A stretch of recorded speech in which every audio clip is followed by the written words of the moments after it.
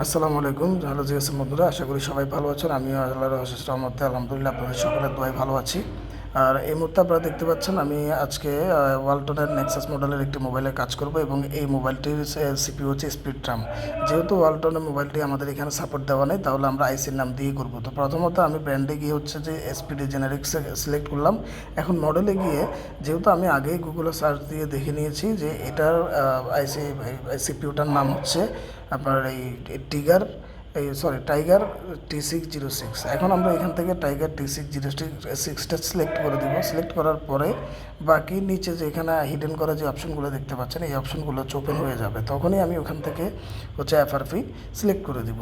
আর দেখেন, এই ভিডিওটা সম্পূর্ণ নতুনদের জন্য। আমার বিজ্ঞানের বন্ধুরা যারা আছেন, নতুন কাজ শিখছেন অথবা কাজ শিখে বসে আছেন কিন্তু ভয়ে কাজ করছেন না, এটা শুধুমাত্র তাদের জন্য। তো দেখুন, আমি অলরেডি এই যে এখানে আইসিটা আমরা সিলেক্ট করতেছি।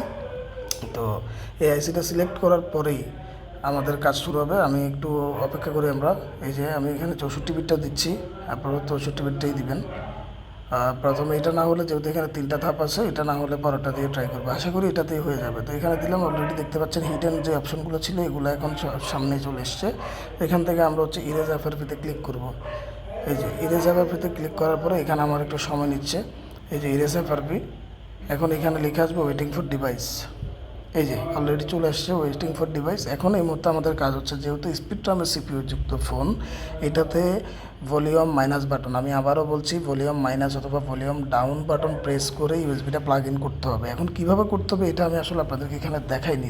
না দেখানোর কারণ হচ্ছে, আশা করি সবাই জানেন, আমার পূর্বের ভিডিওগুলো দেখেছেন। তো এই ইন্টারফেসটা অনেকটা সুন্দর লাগতেছিল, তাই আর নতুন করে ছোট্ট একটা এডিট করে আসলে ভিডিওটা নষ্ট করিনি। তো যাই হোক, আপনারা দেখতে পাচ্ছেন আমার কম্পিউটারটা বুটিং করেছে, অলরেডি কাজও আমাদের চলমান। তো অলরেডি এই যে মোটামুটি আমাদের কাজ প্রায় শেষের দিকে। আমরা একটু অপেক্ষা করি। এই যে দেখতে পাচ্ছেন অলরেডি, এই যে নিচে অলরেডি চলে আসছে ইরেজিং এফআরপি ওকে, অর্থাৎ আমাদের কাজটি হয়ে গেছে। তো এখন সরাসরি মোবাইলটি রিবোট নেবে। আমি মুখেই বলে দিচ্ছি, যেহেতু আমি এখানে আলাদাভাবে ভিডিওটা আপনার হচ্ছে ফ্লিপ করে অ্যাড করে নিই। তো যার কারণে, কারণ আমার ইন্টারফেসটা খুব সুন্দর লাগতেছিল, এই জন্য আমি আর এটা নষ্ট করলাম না আর কি। তো মুখে বলে নিচ্ছি, আশা করি আমার পূর্বের ভিডিওগুলো যারা দেখেছেন তারা কীভাবে মোবাইল কানেকশন করতে হয় এটা অবশ্যই বুঝবেন। তো যাই হোক, এখন এই পর্যায়ে হচ্ছে মোবাইল অটোমেটিকলি রিস্টার্ট নিয়ে নিয়েছে, মোবাইল চালু হচ্ছে।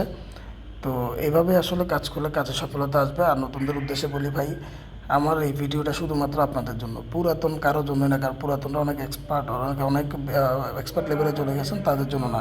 এটা শুধুমাত্র নতুনদের জন্য। তো নতুনরা সবাই দয়া করে আমার চ্যানেলটাকে সাবস্ক্রাইব করবেন এবং পাশে বেল আইকনটি প্রেস করে আমার পাশে থাকবেন। আপনাদের ভালোবাসা, দোয়া এবং ভালোবাসায় আমার চলার পথের অনুপ্রেরণা। কারণ আপনাদের এই যে একটা সাবস্ক্রাইব এবং একটা লাইক আমাকে নতুন ভিডিও বানাতে উদ্বুদ্ধ করে। তো যাই হোক, সবাই ভালো থাকবেন। আশা করি কিছু শিখতে পেরেছেন। তো ধন্যবাদ। আসসালামু আলাইকুম।